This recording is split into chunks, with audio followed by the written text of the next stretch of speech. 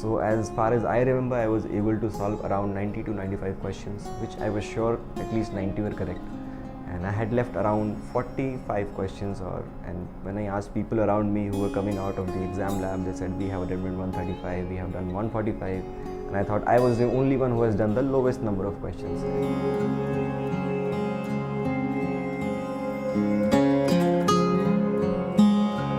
Yeah, my name is Gunjan, and I am a 2013 NIFT graduate, and currently I am teaching as a guest faculty in NIFT, and I have been managing my own business since 2016, and right now I manage both the things together, and I do some freelance work as well. So it has been a tremendous journey so far.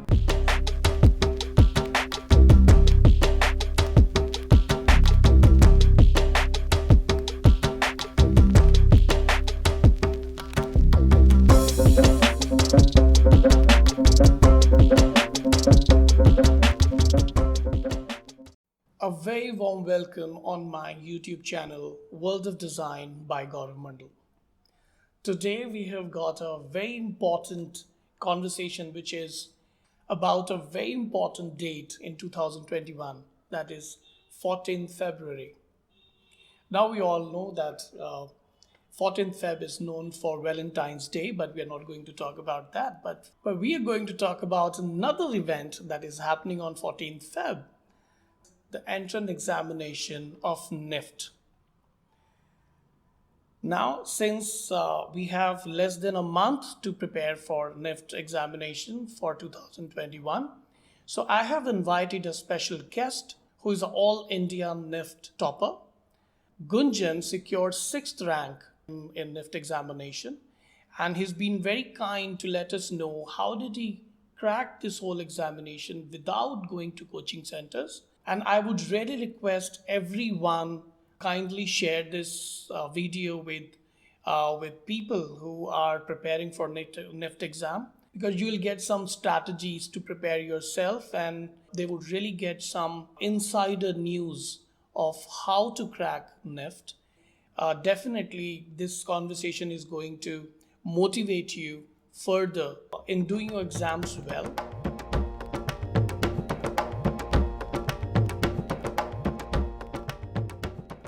Gunjan, you secured 6th position in NIFT. So, do you really advise that students should join a coaching center? I did not, so I would advise it is quite possible for you to prepare everything by yourself. If you just have to be sincere about what you're doing. If you think that this is not an academic subject, I would just get through easily, and that is not going to happen. You have to be hardworking in any field you're going. You be it a doctor or an engineer. You have to be hardworking and true to your field. If you are going to apply for NIFT, then you have obviously you have to prepare for some things and the kind of questions that come. And now the competition has also, I think, tripled, or I don't know, more than that maybe. And there are number of colleges options also available. I think it has crossed I think 15 or 16 centers. So you have more college options, and the faculties are all good in all the centers.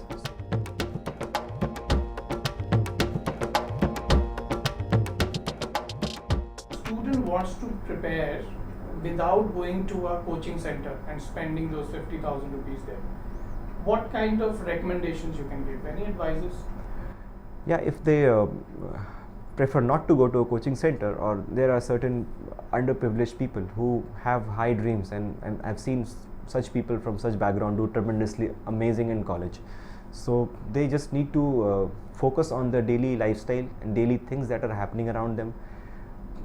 If possible, watch news channels and read newspaper thoroughly every day until approx you start preparing like for a year before for NIFT. Once the dates come out, so be aware of when the dates are going to come out, when the forms are going to come out, and start preparing early. And see, with daily practice, because the question paper is not prepared overnight, it is prepared very in advance. So things which are currently happening in your time, that is the thing that is going to come in the newspaper, and solve lots of analytical problems. There are various now support magazines, support groups, and support support textbooks which are available out of the desire and the needs of students. there were limited resources available at our time, but now I think there are more and more number of these books available online and offline on the stores as well, study material which you can refer to. There are various coaching centers who are, I think, offering free study materials and all that. You can go for distance material. If you don't want to actually go to a coaching center, you can buy study material and prepare for it. I think there, as the competition has increased, so has the amount of preparation techniques and preparation books and knowledges. They are all available now. So somebody willing to not to join a coaching center should have thoroughly done his class 10th and done all the subjects properly. I think he will be able to get through without the coaching center.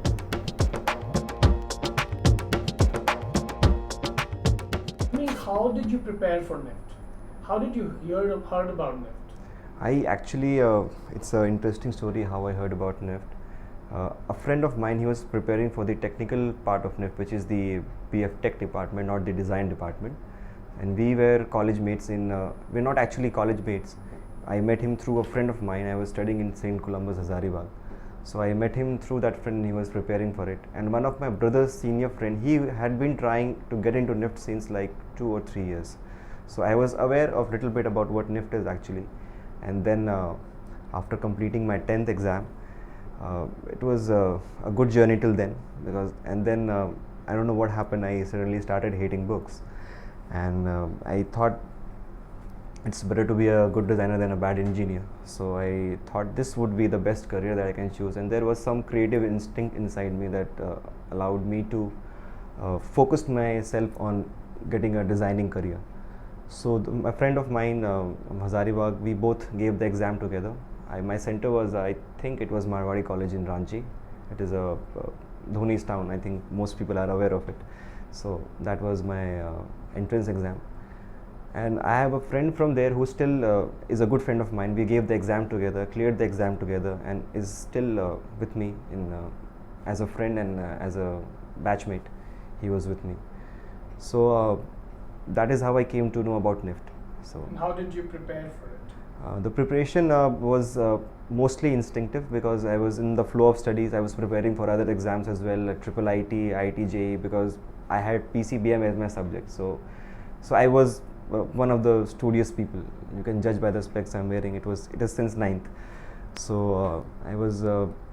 It was kind of everything was in a flow. I was in touch with books. I was in touch with general knowledge. My general knowledge was generally good since school time. So it was an interesting subject which I felt connected to, and I always had like good marks in general knowledge. So general knowledge was a decent section which I had. Maths was again a weak point for me, which I thought I would be able to counter, since I had heard the questions were primarily based on 10th level mathematics. But obviously it was going to take time if you are not as good as other people during the exam, because you have limited time to prepare for these things. And sketching was something which I used to do as a hobby, and I used to sketch in class, notebooks, and it was kind of a good hobby, and I was really good at seeing and drawing things alike, and I was really meticulous about the details, the small things and everything. So I think those things came in handy. I didn't specially prepare for NIFT, and there was some general knowledge books that I read, which was, one of them was Arihant, which I remember, and plus all those general knowledge thing, newspaper, and I was aware of what was happening around me, because that is what my brother told me. He's an engineer now, currently working in Amazon. So he guided me a lot through it, and I had seen him preparing for these exams, so I knew what exactly not to do and what exactly to do. And his advice was, never go for the negative answers, always go for the positive questions, so that you avoid those negative markings that you will get. Because I think the negative marking pattern in our time was, if you do 4 incorrect, you are awarded 0.25 negative marks. Now I am not sure exactly how the negative system works, but our time this was the pattern for it. So as far as I remember, I was able to solve around 90 to 95 questions, which I was sure at least 90 were correct. And I had left around 45 questions, and when I asked people around me who were coming out of the exam lab, they said, we have done 135, we have done 145, and I thought I was the only one who has done the lowest number of questions. But that did not matter in the end. I got through. the What first was the section at position? least. It was I secured sixth rank in NIFT, and I was, I think, first among the boys. As far as I remember, I think top 5 were girls. They're still better, I believe. So yeah, and about the second part, I think it was. I'm not sure exactly how to describe it. The second part was more of those creative skills where they asked us to do some expressions through colors. See, I had no idea about color theory and all that. That we learned in NIFT when I came here.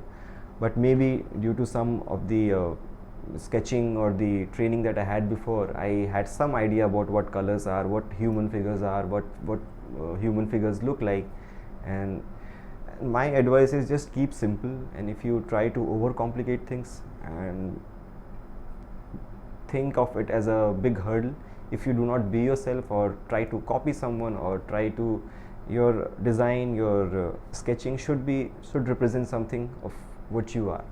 So if that part is there, I think that really matters during the selection process. I think they are looking for creative people. They're not looking for trained sculpture or artists. I think they should go to an arts college if they are really tremendous in sketching. But if your sketching is not that great, but your sketching is creative and your ideas are good, I think that would also push you towards NIFT. Hope you learned something in today's class. So if you are interested in more fashion insights, kindly subscribe and press the bell icon. And if you want to look at any fashion design classes, you can always write me up at gaurav.mandaldesign@gmail.com.